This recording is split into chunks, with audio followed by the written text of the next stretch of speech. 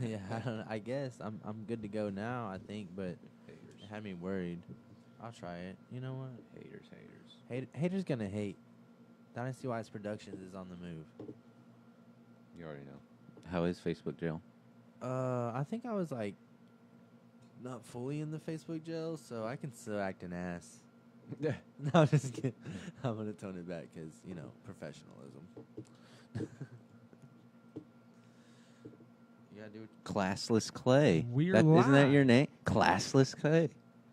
Dickless Joe. It just rolls right off the tongue. It doesn't, because Cassius Clay, Classless Clay. Cassius Clay, yeah, there Yeah. you go. Foot like a butterfly, sting like a bee. No. Yeah. You're Classless Clay. That's fouled up. Yeah, you're right. You fight everywhere you go. I'll stab someone.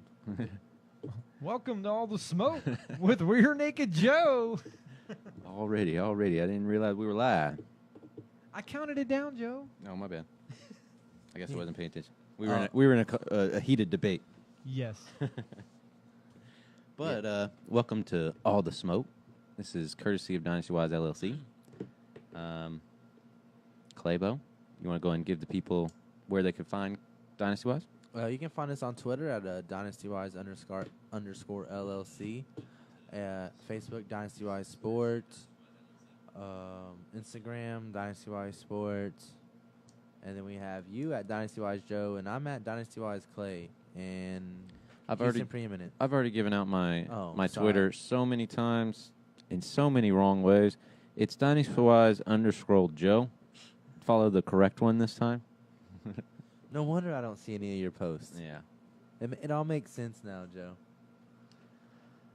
Usually we have a new H-Town spotlight every week, but I thought with the performance, well, not necessarily the performance, the indecision of what happened and that beautiful interview he had afterwards, that post-fight interview, he deserves to be doubled down on our H-Town spotlight, and that is the Black Beast.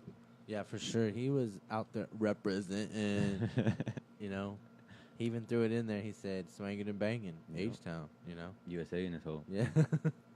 Shit. I mean, he was just keeping it real. On. Hey, his balls was hot. Yeah. Speaking of which, I kind of feel, getting off topic but back in topic at the same time, I kind of feel Dana's setting him up for failure. This 3-week notice of recovery from that. Really, if you really look at the fight, you were taking a beating. Yeah. I was worried there. I was like, no, dude, no, we can't. Yeah. Not this L. And then, bye, comes through last second, last couple of seconds. Although I do got to give kudos. Black Beast, 265 pounds, agile up there with that flying kick. Yeah. He threw us off. He threw us off guard for sure. Here's the one thing I was surprised. I'm surprised he wasn't asking for Rondo when he got done. I talked to the Beard the other day. They're done. Oh, okay.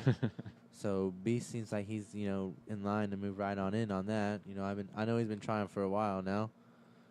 But yeah, I agree with you on the setting up for failure. Like he after his fight, he even said he was gassed. He don't have the cardio for a title fight. He said he has to sit his ass down and do some cardio. He's not ready for a title fight with a gas tank like that. And a champ like DC, on 3 weeks' notice, that's not a good matchup.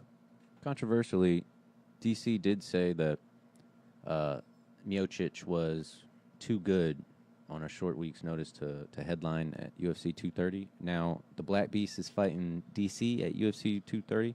3 weeks notice to recover, train, come up with a game plan, or is your game plan just to go in there and get that KO right away?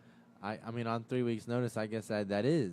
Even DC said he's like, he's basically got to knock me out to win, and I mean that's what everybody else is thinking, and DC's already thinking it as well. It's going to be tough. I mean, although Beast took that beating for a while, then it's just that one shot. So I mean, you got to be ready, on your guard, but I don't like it. He beat an ex-Bellator champion, so definitely, if he wasn't number 2 already, which he was, he up there now. Yeah.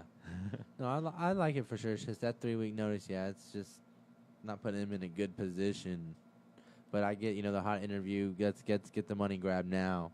Business Big move. time. Business move. Yeah, I definitely feel like They're going for that draw, the fan draw right now. The hottest. He's got the hottest Instagram. He's had the hottest Instagram on the all the net.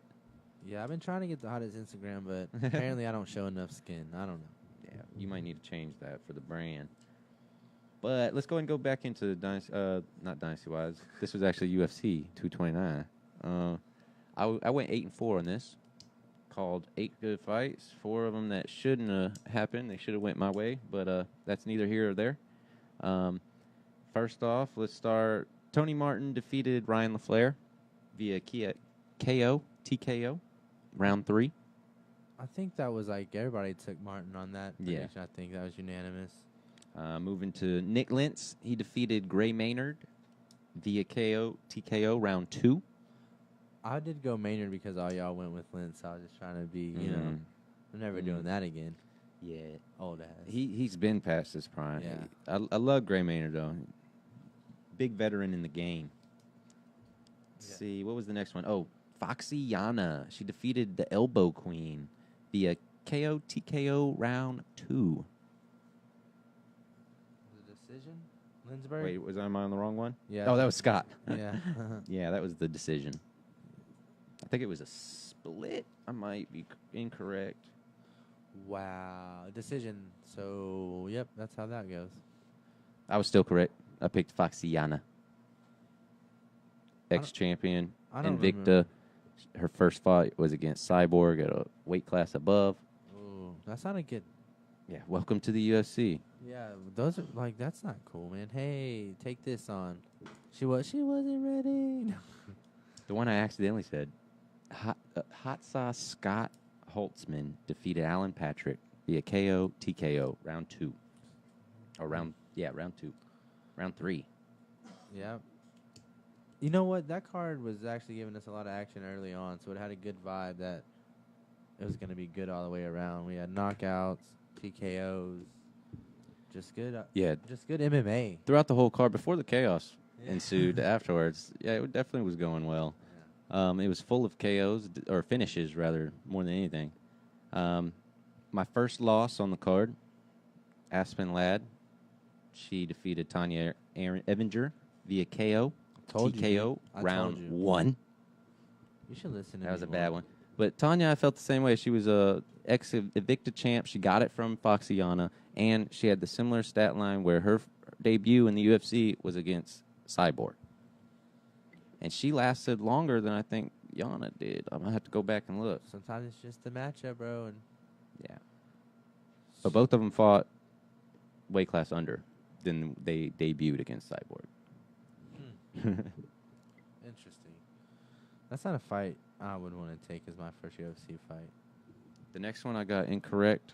Jalen Turner had a very good stat line. I think he was landing like 13 punches per minute. He had 100% takedown accuracy going into this fight. And Vincent Luque, if you didn't know about him before, he is the real deal. This dude here, he beat up my dude pretty bad. Round 1, TKO. Yep, it happens. Pick against Joe most of the time. That's all I'm. 8-4 is what I went, baby. 8-4. Must not have been betting me. The next one I was surprised about. Formiga, I can't pronounce his name. He actually defeated Sergio Pettis. Yeah. It was a decision. Usually Sergio's fights, they have a tendency to go all the way. But I'm glad I heard, I don't know where it was, Sergio's moving back to 135. Can't remember where he actually scheduled a fight. Oh, Rob Font, UFC on Fox, December 15th. Dang. And he's moving back up to 135. He's ready to get back in that action. About that action, boss. Yeah. Well, we'll get into his brother in a sec. I have something funny about what happened about that. That was your boy. No, I went Tony Ferguson. Best believe. I went the Boogeyman. We Boogie. have Michelle Watterson, Karate Hottie. She defeated Felice Herrig via decision. I went Karate Hottie too. I don't know if it's because it's the Hottie part or she's actually pretty good. Still undecided. Mainly, she probably mainly has the good best legs in the game. Kicks. Leg kicks. Oh. No legs. Legs? Yes. Holly Holm? Those are nice legs. Mm. To the donk. We covered Derek Lewis. Quick turnaround. Gonna fight in New York. UFC 230. Who's on that card, by the way? You have it? UFC 230. Poirier pulled out. I don't know who's I don't think jumped in. I don't think they had any. I know Mastival said he wanted to. He wanted to, but I don't think anything's developed on that. And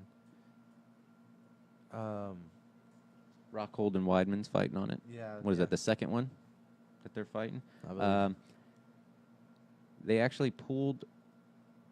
What was it? Bullet and Joanna. They pulled them, or no, Bullet and Sihara Ebanks. Yeah. The one that Joanna and Joe Rogan had no idea who she was. But she was very mad that Dana decided to pull their two fight and put on Joanna versus Bullet again at UFC 231. She was very active on Twitter, expressing her dislike of the whole decision. I wouldn't have mind watching Bullet just beat the brakes off her. You know, I like watching Bullet in action. I don't know if you've seen Joanna versus Bullet 1 through 3 in the Muay Thai realm. I see it going exactly the same way. But one thing different, the ref's not there to stop Bullet from beating up Joanna when she dumps her on the ground. Yeah, that ground and pound from Bullet. I'm excited for that fight. Like, the fans have been wanting it. They've been wanting it. You got to think, Joanna really wants it. You've lost 3 times to her in a different setting. This is the big stage. In the big stage. Yeah. This is your fight. Right. Yeah, but I think she's gonna get beat up again. Yeah, me too. I'm going Bullet on this one, but oh yeah, I'm hoping for a war. I think it'll give us a good fight, hopefully. But I think, man, I think Bullet's just bigger. I think she's going to dominate. But speaking of the Eubanks, she actually has a fight with what's that, Gaddafi? Roxana? No idea. Yeah, I haven't seen they put on the 230 card. Did they? Yeah. They rescheduled her back on? Yeah, Eubanks and Mata Defari or whatever. You know, remember the weird chick from the Ultimate Fighter one? Oh, yeah. Yeah, Mata Ferry. I've noticed that they're going to start implementing alternates or whatever on the ready in case of these injuries that are happening. I don't know why they didn't have them already implemented before, but I've seen the chick in Dallas that was talking about the original Bullets fight that was supposed to be in Dallas for the belt. Yeah. There was a chick in Dallas that was up in the ranks. She was talking that she was ready for that fight, but then she said that she tried to pull some BS about she didn't have enough time to cut weight for this fight. But how are you going to go on the internet and talk shit and say that you want this fight, but you're not even ready? Right. You should be in the camp if you're going to be talking like this. You already know the champ, quote unquote, had a history of pulling out of fights due to injury. Even Bullet, leading up like an hour into the weigh-in or up to the weigh-in, she had the feeling that it wasn't going to happen. Yeah. Still. It's like she knew, which is crazy. You know, but, speaking of that, I think Ortega, I saw something, how Ortega, Tri-City or whatever, or T-City, I mean, he has it in his contract that if, that his fight doesn't happen. By the way, that's UFC 231. Yeah, if his fight just don't happen. Just tuning in. Ortega versus Holloway. Yeah, if Holloway pulls out, someone steps in, and it's still for the belt. Yeah, it's very smart that he actually got this in. That no matter what, whoever steps in, he's going to be fighting for the championship, for the title, for the real. For the real title. That's what he said. Yeah, because Holloway has a history of getting hurt just leading up to a fight too. Yeah, that sucks. And Ortega, he's kind of the real deal. Yeah, but anyways, Holloway's another. I see him as another version of Tony Ferguson, but slightly different. And I think his ground game's better too. I'm thinking it's going to be a good fight. Yeah, it's definitely a nice matchup, championship worthy. That's UFC 231. It's going to be Holloway, Ortega, Bullet, and Joanna. Claudia's got to fight Ansarov. Oh, unless they changed it to Eubanks, like you said. No, I think that was 230. Eubanks is on 230 versus. I thought you said Ansarov. No, she's fighting Roxana Modafferi. Oh, okay. Yeah. I don't know how to pronounce it. I'm sorry, guys. I'm not a pronouncer. I thought she lost her last fight. It's all Oh. good. It's all good. But speaking of DC, since we were talking about the whole setting up for failure and everything, DC, he doesn't know if he wants to pursue Lesnar or Jones after the Black Beast. He's already looking ahead, so maybe he gets knocked out. But he doesn't know if he wants to pursue Lesnar or Jones after UFC 230. Either way, it's his last Jones fight. is fighting Gustafsson for the second time for the light heavyweight belt at UFC 232. Mm-hmm. Jones says, though, he doesn't really care for DC's legacy. Yeah. He ain't really. He says the light heavyweight belt is his. DC properly deserves the heavyweight, but that's his realm. He doesn't. Light heavyweight is his. We're gonna find out. You know, I mean, Jones, is he clean? Is he just masking it again? Like, what's really going on?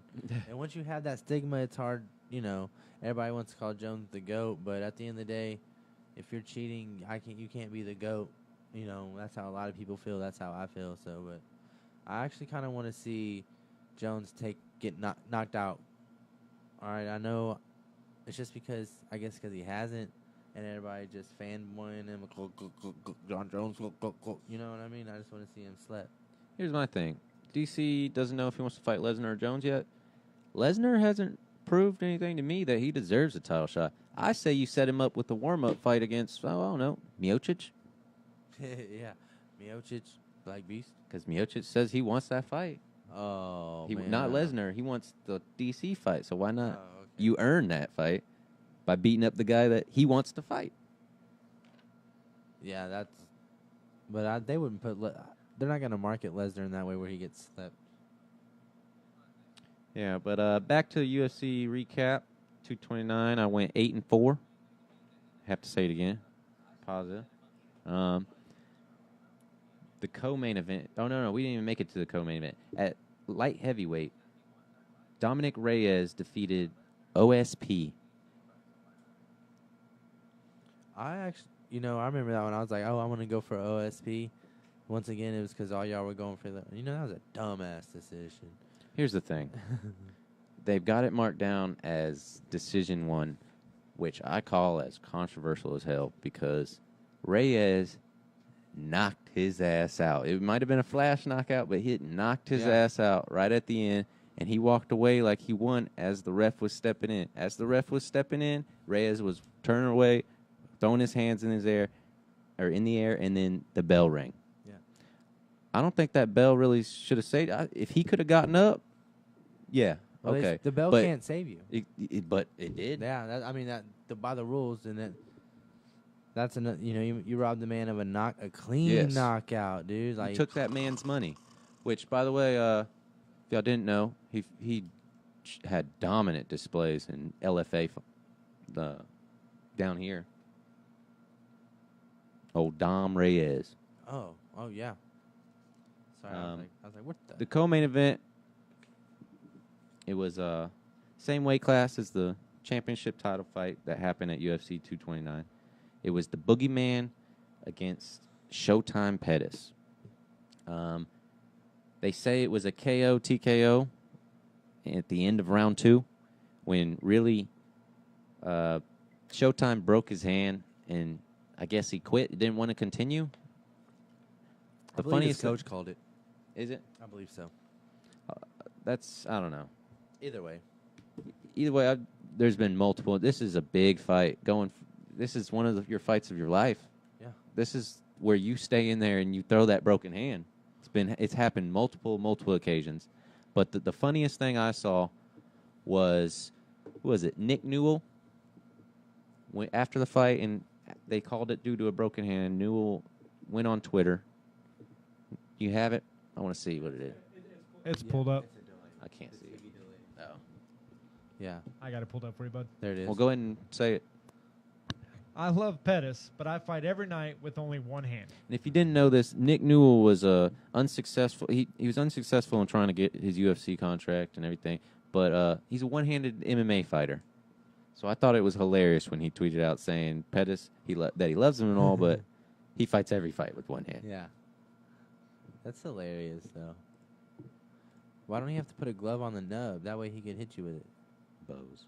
Yeah. Oh, shit. Is that like a hammer? Nasty. Is that like a hammer bow instead of a hammer fist? I'm just asking. No idea. Would that be an illegal 12-6 elbow? But is it an elbow? Is he throwing a punch or an elbow? We don't know. It's a punch bow? The question is since he is at a disadvantage, do they allow that type of elbow for him? Yes. I'm letting it ride. Moving on to the main event. Hey, Khabib. but that was a war, though. Let's touch on that. Was a What, good fight. Tony Ferguson? Yes. Yeah, that was a good. The fans were into it, dude. That was just like I said. That card, It was a bloody one, too. It was great going. That was a perfect main event going into a main event with this much hype. I had it 1-1. I think Anthony won that second round. It was close. I saw that. He had 2 knockdowns, and Yeah. then that roll, that weird roll Yeah. that happened. I don't know if in the judges' eyes they'd count that as a knockdown because it happened after a hit, and then he just rolled to save himself. But that showed dominance. He landed hammer fist. He got his back for a split second till he threw another punch, but then he got rocked a few times afterwards. Yeah. But he still got the knockdowns. Yeah, and that all that blood, it wasn't. It was just all it takes is barely getting it with the elbow to cut. glance. Yeah, that's all it really was. So it wasn't like he just took a major shot on that blood. It was a little misleading, but the fans love it. He had one from I think it was a spinning one. Yeah. Over what is it, a hairline fracture or a hairline cut? Yeah, it was like right. And then this one was leaking. And then no, it was up here. And then when they were on the ground, I believe Ferguson landed one that hit him right in the eyebrow on the opposite side. And that's the one that started making it rain. Blood everywhere. Yeah. Everybody thought it was the boogeyman's blood. No, it definitely wasn't. He Yeah. boogeyman someone else. Yeah. Which moving forward, what do you see with Tony Ferguson? Got to be a title shot, right? I mean, he earned it.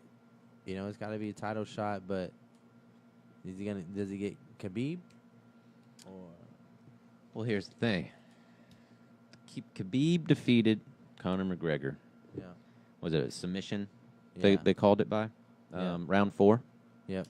And what really impressed me before we go into this, because I got a big spill on this. What impressed me was Khabib landing that huge shot. I think Yeah. it caught Conor off guard more than anything. Caught me off guard. I thought I was sleeping.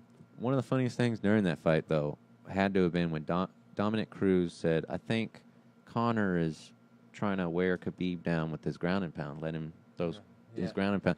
And Joe Rogan said, nah, I think Conor's just getting smashed. And that had me dying laughing. Yeah. True, though. It's like, what the hell? Who has a game plan of, I'm just going to take this ground and pound until you get tired? No one wants to get pounded in the face until... Right. What the... It reminds me of high school in ROTC, and the sergeant would be like, all right, you're going to do push-ups till I get tired. He's not even doing it. Khabib, the aftermath. Mm. Submit him, turns around. What happened? He saw Dylan Danis. Did Danis throw something out? A slur? Did he mess with the teammate? I saw a teammate of Khabib's touch Danis on the shoulder as he was going up the stairs, but that's not here or there. I saw him go to push that guy, and that's when Khabib started running the fence. Jumped it, tried to kick Danis, missed, landed a little flying glance hammer fist. Then he got pieced up quite a few times, and then it looked like to me, which might have been, I don't know, the smart thing while the security was jumping in, he looked like he was cowering to me. Yeah. Oh, yeah, there were some pictures of that. He was, don't hit me no more, but I don't know what was said. Nobody knows. And honestly, that place was rocking, so I kind of wonder, I remember, all right, so Khabib took a while to get off of Conor, and he was running his mouth, and he, immediately just looked over and was running his mouth through his mouthpiece and jumped over. Mm-hmm. The thing is, I was definitely going for Conor. But, you know, Khabib put on a hell of a performance, and I was like, damn, earned my respect. But the second he jumped out of that cage, it totally turned me off on the dude, you know.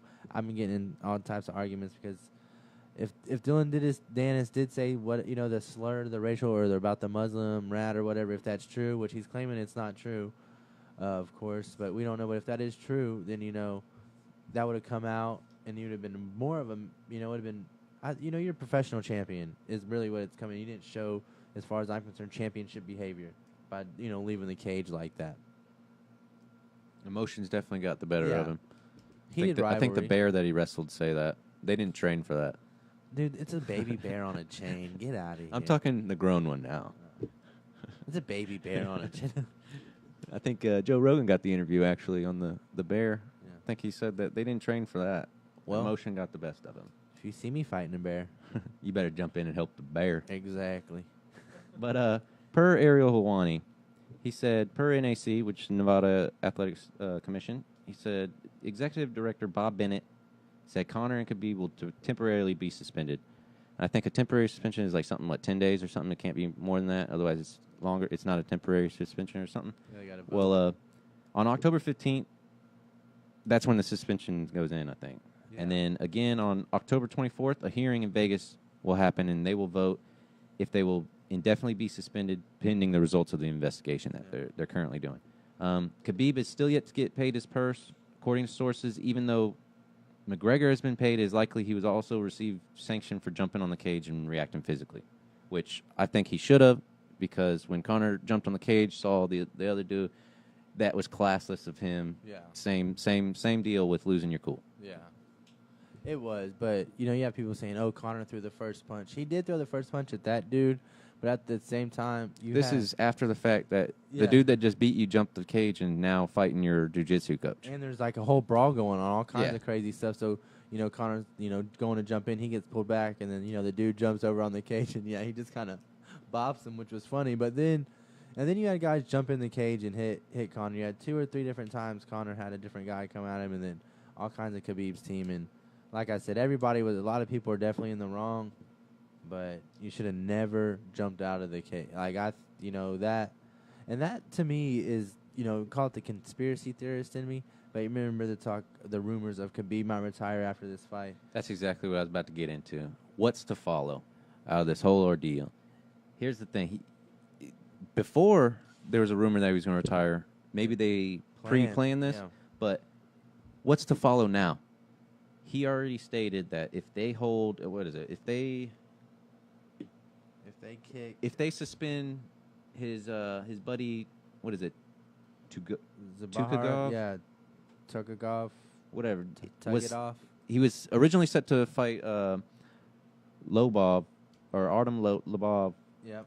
Who is Team Conor. Mm-hmm. It was just a deeper. It was just another staple in the whole feud between Conor and Khabib that was supposed to happen. Well, now it's likely that they're going to kick Tukagov. Let's see, where is it? They're currently looking for a new opponent for Lobov, and they're seeing his status right now is uncertain if he's going to be suspended. And Khabib's coming out saying that if they do suspend him, then they lose the champion too. So what's to follow with that whole mess right now? Okay, well, I know they say, you know, Artem wants to fight him, but I'm sorry. You got to suspend him. You know, he got involved. He jumped into the brawl. He shouldn't have, you know. He caused it to get more out of control, you know, swinging on Conor. And if Khabib wants to leave, then, you know, okay, go. Because you give in and, like, then you're going to have more fighters thinking that they're going to be running it. So as far as I'd be like, okay, well, go on, get, and a real champ has to defend his belt. Real champ has to defend his belt, and if he can't defend it, then you know what I'm saying. And I would suspend him, and if he wants to leave, let him go, because there's plenty of other fighters in that division that can keep that division plenty entertaining. The pond is stocked. Yeah. Yes, definitely is right now, and that's almost in every division right now. Top 10. There's some talent fighting. Yes. It's a great time. I mean, this card, if more cards were like this one where you saw high entertainment, knockouts, a lot of good MMA, and that it's worth the money, people will keep, paying. But even if it's a 13-second knockout on a good fight, I don't really feel cheap, when Conor slept Aldo that quick, because if the rest of the card's good, entertainment. But I guess there's a lot to figure out there. I don't know how much, Connor's probably going to get fined. I don't know how much, but. Let's actually talk about that real quick. Connor kind of won in the whole ordeal. He made more. Apparently, he made more than he made on the Mayweather fight, and that's from both his winnings from that whole leading up and from his Proper 12 whiskey. Yeah. Both together, it sold so much. Yeah, and there's the pay-per-view sales, but I think his Proper 12 isn't he has sponsorship in or something like advertising? Well, in his contract Yeah. for his fights, yes, that Yeah. they're going to be a main sponsor, which is very smart. The guy's a marketing genius, Yes. dude. Yeah, okay, he might have lost. He's like, it's whatever. That might be the whole part of him losing a battle, but he won the war Yeah, he's like, okay. that he was talking about. And the whole suspension of the other guy, that gives Artem the automatic kind of W because they were supposed to fight. The Team Khabib, Team Conor feud was supposed to continue. Yeah, and he's like, well, I'll just fight someone else in another. Where they might suspend him. I don't know how long, but he was like, I'll just fight someone else, get me another 50+ mil. I'm good. Like, he's already set beyond set. Gonna say they can find him. We'll just keep jumping in the crowd and pay a few people's tickets and call it good. I actually forgot to mention that Artem asked Dana on Twitter not to cancel the bout, and he stated, "Dana, don't let Turkogov escape his punishment. Put him back in!" Exclamation mark. I think honestly, from a marketing standpoint from UFC, yeah. That sells. Just keep feeding the feud, Yes. and people are gonna buy it. I want to watch the feud because, they really hate each other. He's like, yes! They're Kill gonna keep him. the security's gonna continue to get amped up. I'm going to have to take 2 seconds and take me one of these shizots. Oh yeah, without doubt. Yeah. Let's go ahead and plug our sponsors real quick. Unfortunately, they're not a sponsor yet, but we're in the works with that. Yeah. Well, if Connor gets back to me, Power Per 12 could definitely Part be- ownership. So fucking Connor, if you're fucking out there, mate, give us a holler back at me with Proper 12. I'll drink it on my show, talk about you, doing crazy shit. If you can bleep out that, go back and bleep that out somehow. We don't want to plug him for free. Oh. That's got to cost. Damn it. I'm only gonna bleep out when he says McGregor. Hey, you. But let's go ahead and, courtesy of Dynastywise LLC, they actually are bringing all the smoke. They're letting us use their platform to expand and everything. I thought I was bringing all the smoke. Dynastywise LLC is not only limited to combative sports. They also got baseball currently in the works with the Mad Chatter. The Mad Chatter. The Mad Chatter. You can follow Chad at Dynastywise Chad, I believe. I'm waiting for him to change it to Chode. It's not gonna happen. I've been trying for months. The best thing is if you go back and watch, I guess his second episode, I believe, it got wild at one point, but he guaranteed a win from Cleveland. If you go and watch the third episode, there's a broom right there for him because Cleveland got sweat. But yeah, the Mad Chatter, baseball. But Dynasty-wise, they're bread and butter. They're little baby. They're big baby. It's got to be fantasy football. Oh yeah, that's the money for Dynasty-wise. I'm the money. They have their big pod is tomorrow morning. They do a big Q&A. Yep. And that's a good time to log on and go live. Come in with your fantasy football questions if you're fantasy football. And if not, go and share it with someone that is because we are the best. No doubty. No doubty. If you need, Dynasty-wise is here for you. In all facets. Yeah. All facets. Dynasty-wise production. I like that. Oh, sorry, guys. I get carried away. Yeah. All right. All right, let's take this shot, and we're then gonna take we'll this plug shot. another sponsor real quick. Clayton. All right, guys. Dynasty-wise HP. La vida loca.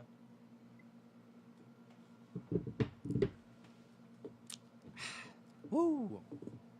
That's what I'm talking about. Down with the wise. Down with the wise. We teamed up with. When y'all want to take this? You got the plugs ready? Boom. Houston preeminence. Houston sports, By all Houstonians. Houston coverage, crime, everything, all done by Houstonians. You can catch them at hptx.us.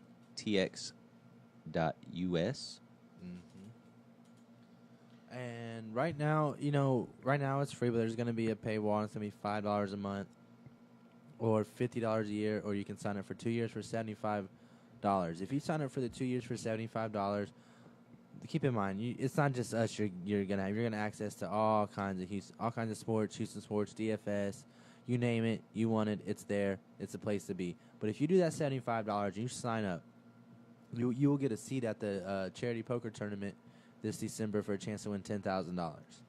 The usual cost for that seat is, I think, the going's around $200 just to go there. Unfortunately, Dynastywise guys can't be a part of that, but we could always work something out with you fellas. However, or ladies. we are going to be able to. We will be there sitting at the table. Yes. You can play against us, and you can poach us, and come and take our money because we can't win anything. Yeah. All we can really do is we're an ATM for you guys. Yeah. And if you're honestly, if you guys watch MMA and do fantasy football, look, we know you gamble. It's okay. Come out, try to get $10,000, and subscribe, man. Get that subscription from Houston Preeminence. Also, they're getting ready to launch their internet radio coming up soon, man. That is going to be covering all facets of Houston sports, baseball, MMA. I know Joe's got some things cooking over there, which I know from a Dynasty-wise standpoint and all the smoke, we're excited to see that. We got the Mad Chatter going over there because fantasy football. And we're going to be bringing you, of course, Dynasty-wise After Dark. That's in the developmental phases right now, but it's going to be good stuff. Back to you, Joe. Yeah, I just want to recap real quick that the $200 seat, that it's covered in the whole package if you get the 2 years for $75. And you might as well just do that. Get some. Yeah. And that's everything. You get access to the live radio, the TV possibly that might be coming on. It's cooking. Yeah, and it looks like we're going to be on Monday through Friday on the internet radio, 6 to 8 p.m. Yeah, and we're also going to be there Saturday and Sunday mornings as well. Yes. Early morning. Yeah, early morning. We know after the MMA fights, you guys are not looking to get up early on Saturday. So. Oh, I'll already probably still be up. Yeah, We're just Depending on the that's fights. That's true too. Oh, we'll forgive you. We'll make it. Let's go in. Actually, before we break out into some of the news around the whole combative sports world, I want to talk about Bellator 207 and dive in a little bit to Bellator 208.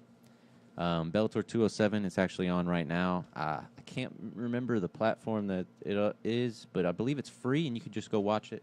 Paramount Network, I know that. Something actually happened today. Oh, yeah. Mike Kimball. He made his pro debut at under the Bellator MMA banner, and this was at Bellator 194 in February. He won by a TKO slam. He follows up that win with a win tonight, or earlier tonight, and he also tied, in this win, the Bellator record of fastest knockout at 6 seconds. He clocked Alex Potts with the right hand and then hammer fists before the referee called him off. That's a quick check. Quick check. Shit's legit, man. Big time. First two bouts in your MMA career, one's a slam knockout, your debut, and then your second one you tie the organization's record for fastest knockout. People better keep their eye on Mike Kimball. Yeah, the slam was the statement. The 6 second knockout was exclamation point. Man. Yeah. Message sent. Yeah. Message sent. But that happened on tonight's card at Bellator 207. It's actually highlighting the heavyweights. Yeah, the heavyweight Grand Prix is what they're calling it over there on Bellator. Yeah, the heavyweight World Grand Prix is what they're calling it. You better get it. You better say it correctly. I say how the fuck I World Grand Prix. They're not limited. But basically, a set of the heavyweights tonight and a set of the heavyweights. Or no, not a set. A set of the heavyweights is fighting tonight. One of them moves on to the finals, and a set fights tomorrow night, and they move on to the finals of the Bellator Heavyweight Grand Prix. Basically, they're fighting tonight. One step closer, they get to being crowned the new heavyweight champion. Before we actually jump into them heavyweights, let's talk about some of the people on the undercard that they probably haven't gotten to yet.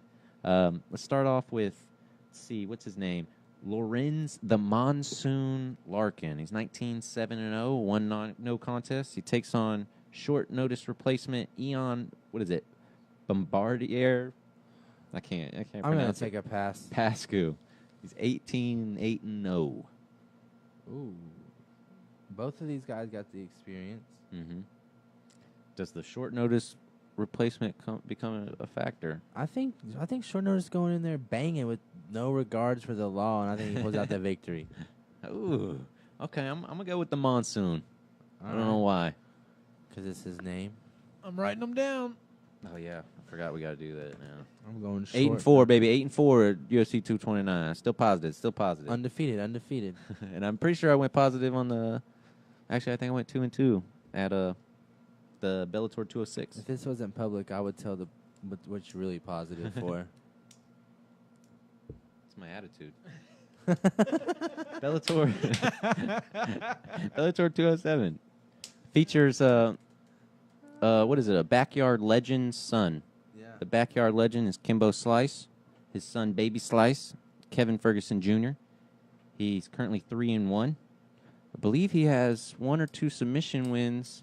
So obviously his game is more well-rounded compared to his dad. But it's his lightweight debut. Yes, he's making his lightweight debut against Corey Browning, 3-2-0. Browning coming off a 2-fight losing streak. He's a big Tennessee guy. He's been fighting in the Tennessee realm. I think he's like 3 or 5 in the state or something at that lightweight. Don't quote me unless it's correct. Done. But I'm going Baby Slice. He's on a tear right now. The 2-fight losing streak does play a factor, though. Yeah, it makes you wonder, but Not that's in the back of your mind, but more than anything, it makes you hungry. yeah, I'm still going with Baby Slice with the bank. With the bank. All right, Baby Slice with the bank. We're going to put that on. If it's a bank and they put it on there, that's how he won. That's extra points for you. I don't know what your prize will be. They should use that lingo. If not, you know what? Let me in there. You might get bank. Yeah. And they will be using Bank. that lingo. Winner doesn't get shot by the by the paintball gun. Those are the two the main ones I wanted to hit. I didn't want to hit the other ones because they might already be happening right now. Okay. But Matt Mitrione versus Ryan Bader. What's Matt Mitrione? He's the meat. What is it? Meathead. Meathead against Darth Bader Yeah. for the right to the advance to the finals of the Bellator Heavyweight World Grand Prix. They will either face Fedor, the last Emperor Emelianenko, who is 37-5-1, or Chael Sonnen, 31-15-1, and those two are set to fight tomorrow, which we will discuss after this fight. Meathead versus Darth Bader. Meathead been looking good, you know. He's got some hands, he's wrestling, he's got the football background. He actually has a win over one of the opponents that he may face. Didn't he? Fedor's Bellator debut, he got slept by Matt Mitrione. Yeah, and I think one of Matt Mitrione's last fights in the UFC, I believe, he had a big mouse. I don't know, a New York rat on his eye. It was closed. His whole eye was just. I really do like Bader, and you know he's trying to get a belt in another division. That's a big thing. I was gonna say that, but honestly, I think I'm gonna go I'm going Meathead. I think Meathead's got it. You know, although Bader could land that one shot, you know, and just change the game. But I think Matt Mitrione, something about it. I don't really like the guy, but I think he's gonna win. I'm actually going the opposite side of you. I'm gonna go Darth Bader mainly for the legacy side of it. If he wins this heavyweight world Grand Prix, I can't say Grand Prix like you did. I want to be proper about it. Professional. See, guys, this is why I don't want to be here. They're not But racing. if he wins it, he will be the Oh, two-time champ of both heavyweight and light heavyweight. Current. Be the first time in this organization that they have it. Yeah. And it'd be history made for Bellator organization. not only that, I believe the next fight he would have to have would either be a 3-way type belt in the organization, or does he defend his belt against Gegard Mousasi, who is currently the middleweight champ? Does he go up and fight Bader for his title and try to do the same that Bader does if he makes the heavyweight? What if Bader's like, I'm coming to take your title? Exactly. That's what I'm saying. A 3 belt. That would be. What about? But you know what? Sonnen's about that life. So maybe he wants Bader to win. Meets Bader. He can beat up Bader. And Bader's actually been surprisingly looking really good. Yeah, I think it's finally clicking for him because we've been waiting years as MMA fans for him to act. He's like he had all flash, the potential in the world, and then he's putting it together. So I mean, he's dangerous. I think that's actually got that can be a really good fight, really really good fight. It might be a slobber knocker. Oh, gee golly. All right, so you're going meathead. I'm going Darth Bader for that one. That's Bellator 207. We'll see what happens here in a little bit. Keep me posted. But tomorrow night, if y'all are still catching up, and if y'all want to follow the heavyweight World Grand Prix, tomorrow night, Fedor will be taking on Sonnen for that final spot. But on the further on the main card, Congo, who is 28-10-2. He's going against Timothy Johnson, who's 12-4. I'm gonna tell you right now, the weigh-ins looks like Timothy Johnson came straight from a biker rally, maybe a bar fight. He had that big old stash on. He looked about it. You a narc? You a quap? You a quap? Who do you got in Congo versus Johnson? Man, Congo. When he first came on the scene, Yeah, man, he he did, but lit it up. He's But a monster, But man. he's never his really way quite out lived of the up. UFC, Yeah, that's what I'm saying. I think he's just past his time, dude. I think I'm gonna go with old biker boy Johnson over here, mustaching it up. Who wants a mustache ride? I'm gonna have to back you up on that, Johnson. I do. But this would be the time. Congo's a dangerous man. Yeah. He's got he's got all the tools. He's just been catching a lot of the tools himself. If you can't dodge a wrench, you can't dodge a ball. He ain't dodging no hand. Yeah. Ooh. His face is a fist magnet. Yeah. It ain't good. But moving on to the next fight, we both had Johnson on that one. Mm-hmm. Moving on to the next fight. Yeah, I can't say this dude's first name. Anatoly Tokov, who is 26-2-0. He's taking on Alexander Shlemenko, who is 56-10-0. The Iron Man. Yeah. The Iron Man. Jesus, man, 56. That's 66 fights, professional fights. Yeah. Well, He's definitely got the experience. at first I was gonna go with Token because we were late, but I like Shalemenko with all that experience. That's a slot. That CTE's got to be the real deal. Let's just be honest. 66 professional fights. What about amateur fights? And we got Russia versus Russia. I think they just set around. And then Russia, all the fights before you decided you wanted to fight. Yeah, it's growing up. He's like, we drink vodka, we fight. That's what they sit around a room like this, like, Clay, you want to go? All right, yeah, let's make it professional. That way they can tack up it on the record, man. Let's drink this fifth of vodka and then we fight. I've noticed a lot of times he gets a lot of damage when he's on his back. But I'm going to have to go with you as well and go Shlemenko in this fight. I feel he's dominant enough on the stand-up that he may take this. Yeah. And since they're both Russian, who's fighting for Mother Russia? They're both powered by Mother Russia?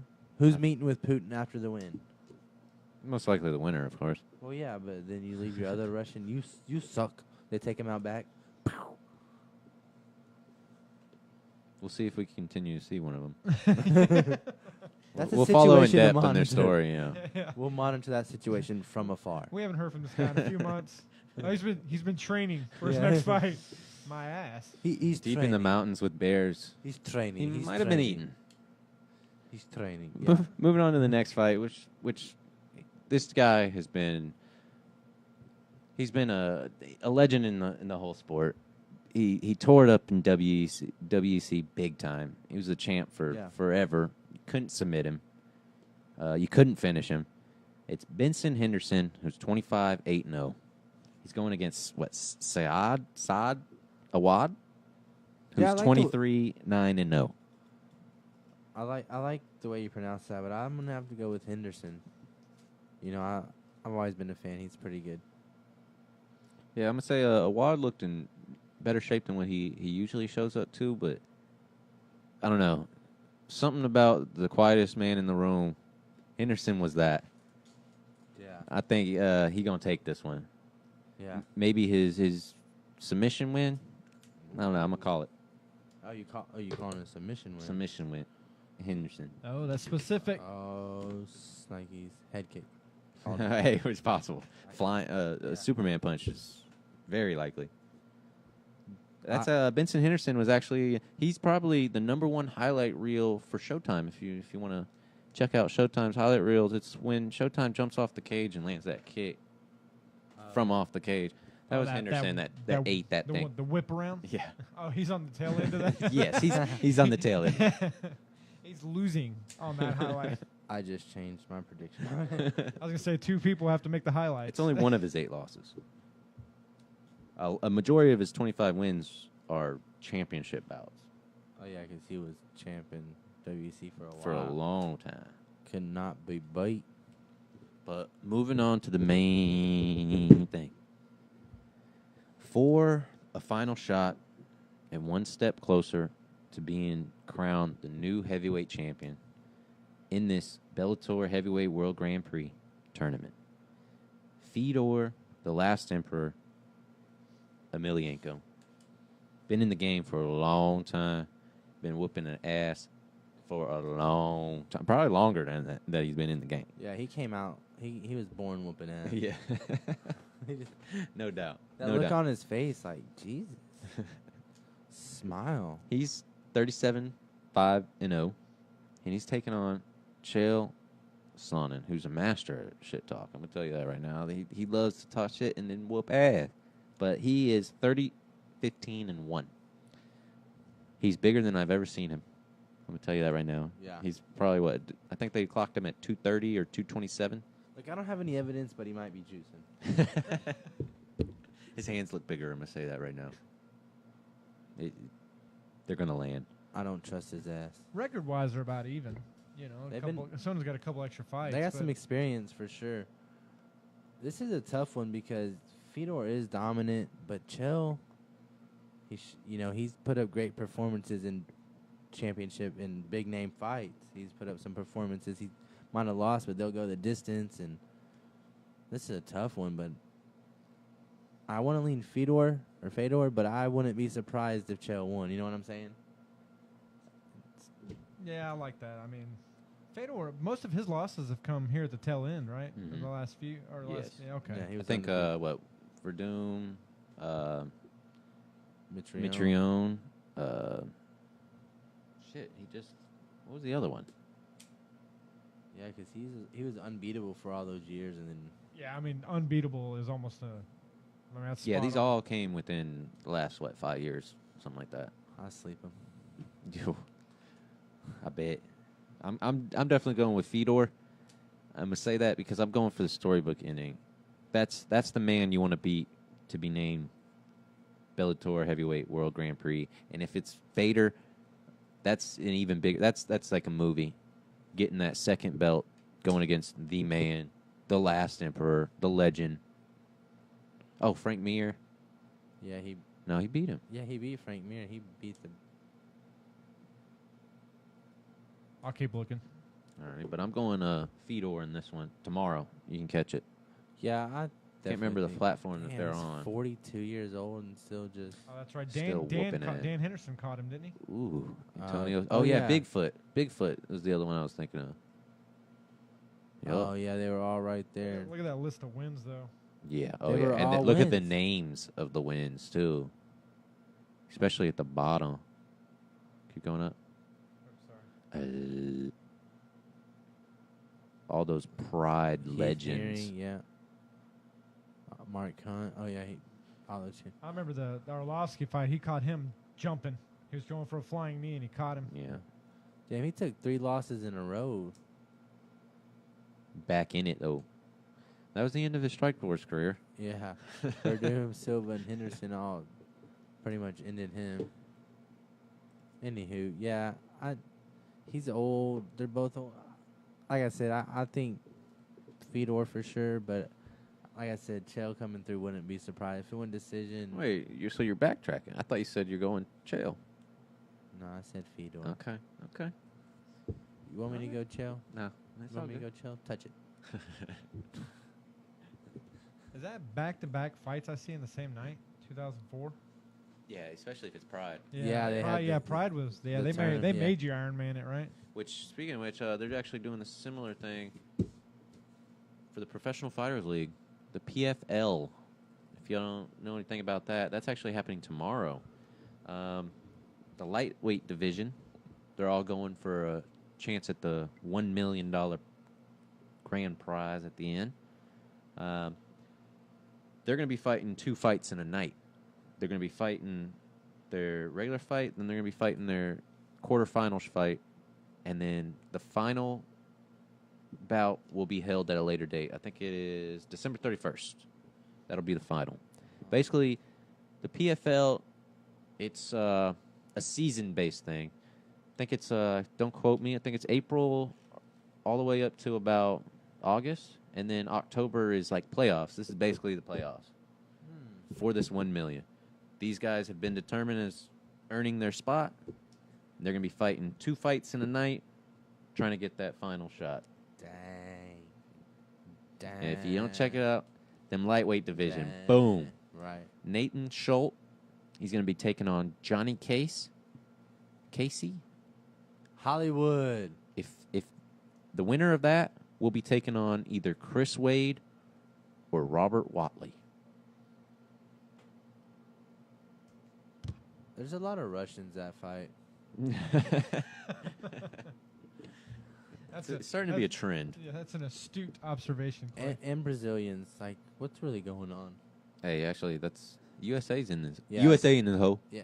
If you don't notice. Yeah. Donald Trump called me. Told me beat this Russian motherfucker's ass. Moving to the next part, Islam, what is that, Mamedov? Yeah, Mamadov. Is taking on Thiago Tavares. And then Will Brooks will be taking on Rashad Magamotive. And the winner of them will be facing, the 3 and 6 will be facing the 2 and 7. And then after that final thing of the night, they will determine who will be fighting for that $1 million on December 31st. So I just wanted to ask, just to make sure, that's 2 fights in one night. Yes. Correct? Okay. It's that tournament style. Yeah. Which is always cool. Cool in a certain extent because, let's say, Nathan Schultz, Johnny, they have a war. Goes the distance, decisions made, and Chris Wade, Robert Watley, somebody get knocked out in the first round in 10 seconds. That guy automatically has the advantage going into that next fight. Well, sometimes life throws a curveball. Better get that swing right. Yeah. But that plays a factor into that whole tournament style. That's anything true. can happen on any given night. I'm going for USA.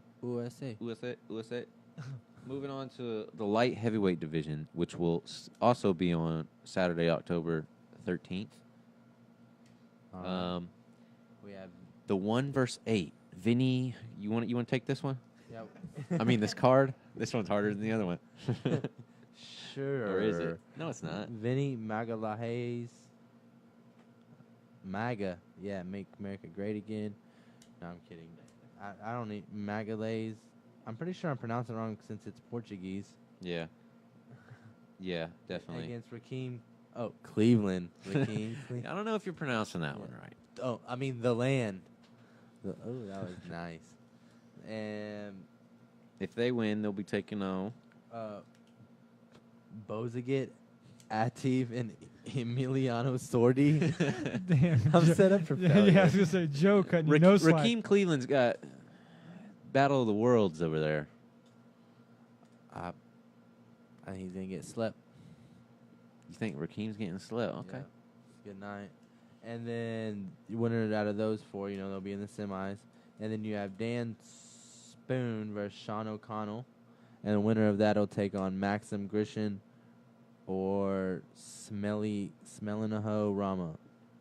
And then they will battle it out. Don't. Smelliho. I knew it. He's our neighbor to the north. He's a Canuck. Yeah.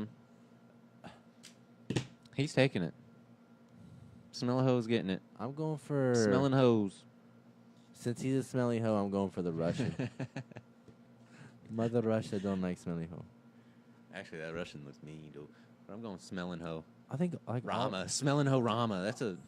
All Russians look mean. How do you Even the not women. promote that guy? Because his name's Smelling Hoe. Rama.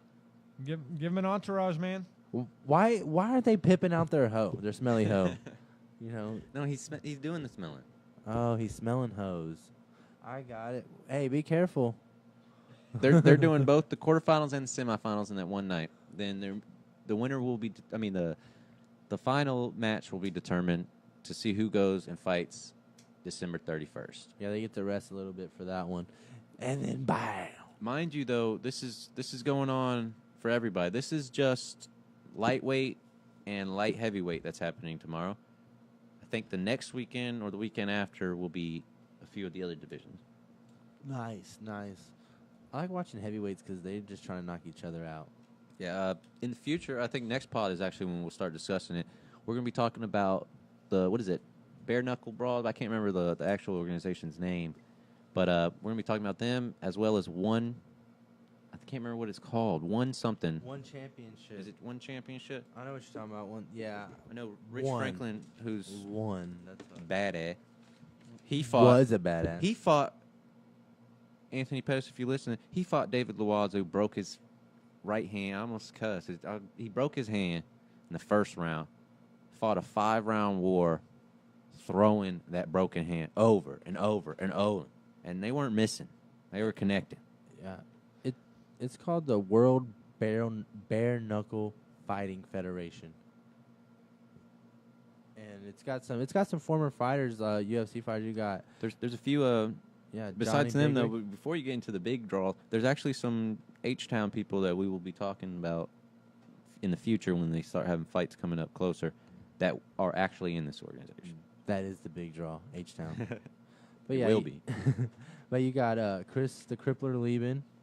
He's going to take on Phil Baroni. You're talking CTE, though. Yeah, he's taking on the New York Badass co-main event. You have Sean Merriman, ex-linebacker, taking on Mike Bork. Then you have Johnny Big Rig Hendricks, and he's taking on Brennan Ward. So that's November 9th. Well, we'll get more into it, but I'm just, there's some big names in there. Bare knuckle, ladies and gentlemen. Yes. I think they just rap. That's it. Yeah, nothing Just the says raps, and they go out there. Combative, like bare knuckle brawling. There was something else. What was it? Did we discuss everything? Oh, I see. Casey has a question. It says, who's my all-time favorite MMA fighter? I'm going to keep it H-Town. Yves Edwards. The man, the myth, the legend. Thug Jitsu. It's got a top 15, probably top 12 highlight in the UFC of a knockout of somebody. Can't remember the name. Well, I don't care if he asks me. I'm going to tell y'all. What got me into it was I grew up watching like Hoist and Ken Shamrock and all those days. So Ken was actually my favorite fighter like growing up. I'm very surprised. You actually are the one that showed me the first MMA fight that I had ever seen. And it was those original UFCs. And it got me hooked. I used to watch every single one of them growing up. I watched this dude with long hair get grabbed by some big fat dude and just pounded him. He grabbed his man bun and just was... And it was perfectly legal. You had one guy wearing one boxing glove. Yeah. I like that guy. Oh, yeah. Yeah. He's giving it his best shot, guys. Yeah. He's They had, at the time, they allowed the elbows from 12 to 6, and they quickly had to outlaw that because somebody got crucifixed and was just taking them. Yeah. Went to town and then Landed at least 12, 15 of them. Those. kicks to the face, growing Oh, punches. yeah. Soccer kicks, everything was allowed. Yeah. But it was entertaining. Which, speaking of which, somebody tied, or no, did they tie it or break it? Royce Gracie's record of submission wins in the UFC. But here's the thing that an asterisk I got to put on that. Because Royce Gracie did that shit against big fellas. Yeah. Little fellas. He did it in multiple fights in one night. But people were A scared lot to tougher. Swing. Yeah. People were scared to swing because they didn't want to get taken down and submitted by him. Those flying arm bars. He was ruthless with it. So They didn't even know what to do when they grabbed his arm like that. Yeah, they owned it. I mean, that's what brought jiu-jitsu on the scene and made it legit. I mean, you'd see one here and there, but you didn't really know the applications until you saw Royce Gracie win in tournament after tournament. Like you said multiple fights. I mean, it's not just 2 fights. I mean, I think some of them they went like 4 or 5 fights sometimes in a night, and they were like hour and a half long fights. Yeah, they would be like no limit. It wasn't like, hey, this pay-per-view is gonna be 4. No, you set yourself up for the next 12 hours. You're gonna be watching UFC. Yeah. As the sport evolved, so did my favorites. At that time, my favorites definitely were Tank Abbott, and going into the next phase, I was a big fan of the Huntington Beach Bad Boy. I was about to say, he came onto the scene and he was just. I have some of his punishment apparel still at my house. I was a big fan. Then it moved on. I really liked Thug Jitsu, Yves Edwards, because nothing made me chub up more than seeing Houston on the TV screen and somebody representing. That was the shit. And shout out to Travis Took. I saw you in the background in the corner a few times. Didn't realize it till later on down the road, which was badass. Holla, holla, holla. But at that time, it definitely was Yves Edwards and probably Matt Hughes. Matt Hughes was a beast. I like watching Chuck Liddell, Randy Couture. See, a lot of that at that time though. That before he became the UFC champ, he was over there in Pride fighting, and he was fighting a young non-steroids Alistar Overeem. At 18 years old, Alistar fought Chuck Liddell. Oh, I thought they could use steroids in Pride. They could, but he wasn't roided up. He didn't roid up till Strikeforce. This is all allegedly, but when you check this dude out, his transition is big. Big. Oh, yeah. I mean, it's a massive overload. Like, but, hey, still kudos to him because that's definitely not somebody in the world that you'd want to strike with. Even though he's been exposed to have a glass chin, his strikes still come in the same force. I was going to say, his fists are still made of iron. And his combinations are beautiful that he throws. Speaking of your boy Huntington Beach Bad Boy, you didn't even bring up his fight. Him and Chuck Liddell are fighting here soon. I forgot about that. Really? Yeah. Honestly, I don't even know if that's really going to happen. And the reason I say that is I've been seeing Chuck Liddell at what are they, neurologists? Whatever. They've been checking his brain and shit. I don't know if he's... And he's been rocking some mean shiners, so he's definitely been in the taking some damage. CTE. Yeah. I loved watching Chuck with the counter punch. I mean, he was just kind of wait for it. And like Randy Couture, I know y'all mentioned him. I learned a lot more about the strategy, of how he would, his imposing his will was his big quote. Yep. His biggest thing was leading people into his punches. He already had hands of stone, but when he had people chasing him around the cage, they were running into them hands 3 times the force, full force. He just run back, back pedal, take that step, and that thing's coming in. And it's coming in. His style was unorthodox. He was hitting all kinds of different angles and stuff. Just you would think would be wild, but I kind of feel that's just his style. He's strategically throwing them wild punches, and they were coming in, and they landed. Mm-hmm. Yep, for sure. Money. They gave him the name the Iceman for a reason. The Iceman. Dana White actually says, he says he hopes Chuck Liddell makes money versus Tito Ortiz, but he doesn't think he should be fighting at all anymore. That's not good. And they used to have a real good friendship back in the day. I'm just curious on that, if that's a money thing for Liddell. Probably. If it is, man, that sucks because the guy gave his heart and soul to the UFC and to the fans, and man, just mad respect to the guy for what he gave us, But I hope that's not it, man. I really hope not either. Well, here's the thing. Chuck, before he got this Tito face-off for the third time, he was saying that he wanted to fight Jones. And he was running his mouth about Jones. And I'm going to tell you right now, I love Chuck. I would love to see prime Chuck Liddell fight Jones, but that's well past. That's not happening anymore. He would probably get lit up. Lit up. Yeah, let's not go down that road. Have the ambulance ready because maybe he does have brain damage. Brain damage. Get the stretcher ready, mate. All kudos to Chuck, though, because he's genuine, just all-around good dude. Yeah. Even now, to this day, in public, he's all about stopping and taking pictures with the fans, chatting with the fans. Yeah, I hope everything's all right, but makes you wonder. Yeah. You know, about he shouldn't be fighting. He said he's seen him at a neurologist and all that, so yeah, it's scary. Hopefully they're just checking for a concussion, that's it. Concussion protocol. Honestly, I think that's it for this episode, unless you got something real quick that you want to say. Let me look real quick. I think we covered everything. Oh, yeah, we got it all because we gave him all the smoke. Cute. That was nice. F you. See, I get Honestly, I thought we were already finished. I get no respect around here. No respect.